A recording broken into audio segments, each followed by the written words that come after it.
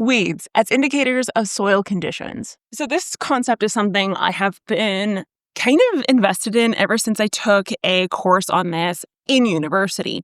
And I didn't choose this career path, but one of my best friends, one of the people I graduated with from soil science, one of only 3 of us, actually, shockingly enough. It's very, very small, major master's anything that people choose to do, which is shocking considering what it's worth. Anyways, I did an entire soil ecology course.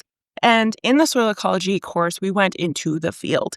And initially I thought, come on, there's no way that weeds can actually tell you pH, nutrients, soil texture, you name it, because it's a weed. They grow everywhere. But here's the thing. It can be used in some cases as a great way to diagnose issues. And in other cases, it's literally lying to you. So let's go through the ins and outs of what weeds mean and when they're actually valuable to listen to versus when they're just kind of blowing smoke up your butt. No one likes that. Or maybe some people do. I don't know. The world is a wild place nowadays. So some weeds will actually be soil detectives for you. They will exploit specific soil conditions that other plants cannot exploit. For example, plantain likes acidic and compact soil. Purslane prefers sandy soil. Horsetails show up in low pH and muck, basically very wet soil. And nettles are a great indicator of excessive levels of nitrogen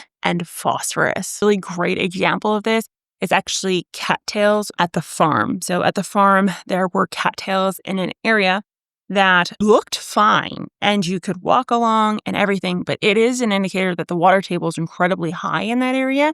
So I actually put the garden at the farm farther back because of that. So that again is another example of how you can correlate soil conditions to types of weeds. There was a study that came out of the University of Nebraska that specifically showed weeds having a correlation to both soil texture and pH. And here's the thing.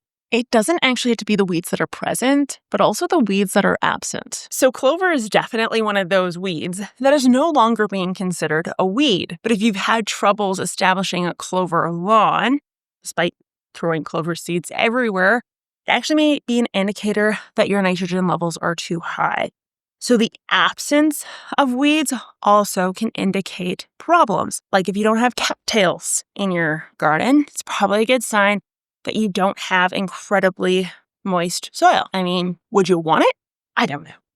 But it's an indicator still. And please fight me on that. Fight me on that being not the truth. And while that idea is true for a number of different weeds, it's not always a great indicator. So weeds are called weeds for a reason. They're A, undesirable, and B, are able to establish nearly anywhere. So for example, dandelions aren't necessarily a great indicator of compacted soil because while they will grow in compacted soil, a light breeze will distribute them and make them grow nearly anywhere. Purslane, well, you might have that just because your neighbors have it. And horsetail, well, that's been here since the last glacier. Actually, it's a very old plant, shockingly enough. So it will grow anywhere. So correlation does not equal causation. And in 2020, there was an article published discussing exactly this. It looked at the seed bank. Now you're probably wondering, Ashley, what is the seed bank?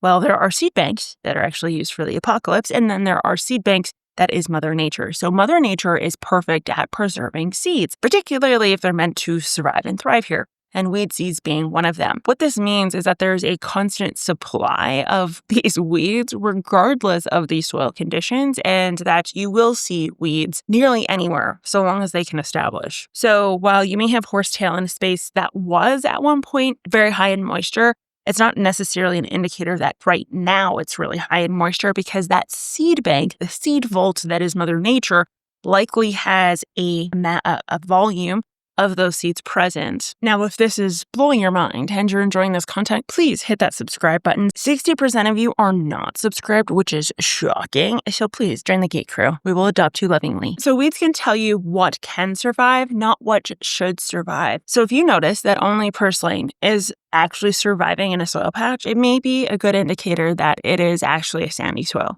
If you can only get dandelions to survive in an area, well, that's an indicator of a compacted soil.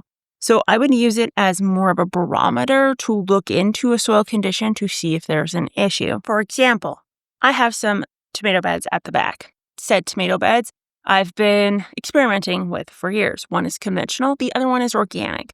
Well, the organic bed, I have overdone it in because for the first time ever, despite having the same seed bank for all intents and purposes for 8-ish years, is suddenly starting to have a lot of nettle showing up.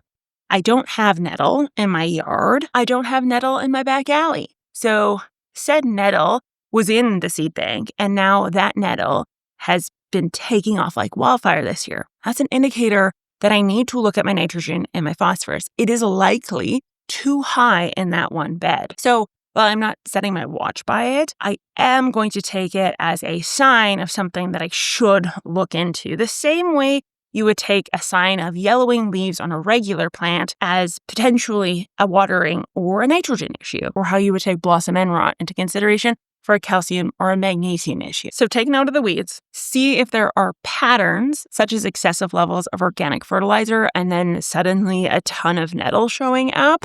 That is a pattern. Then use science to confirm this. And as always, stay curious when it comes to gardening science. Geek Crew, you have to let me know in the comments down below if you have ever used weeds as an indicator as to whether or not you have soil problems. I personally have used it to determine whether or not I'm going to place a garden in a specific area.